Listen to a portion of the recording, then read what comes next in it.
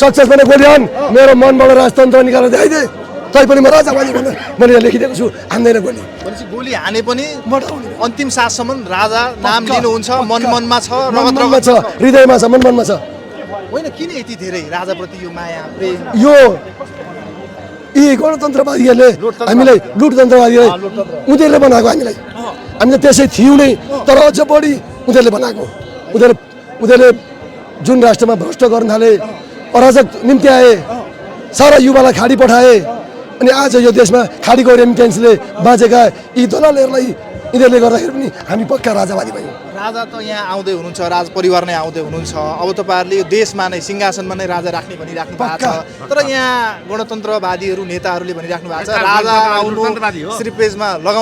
श्रीपेज लगाउनु गद्दामा राख्नु भन्ने कुरा सपनामा हो भन्नुभएको छ र आज म एक्लै यो बोकेर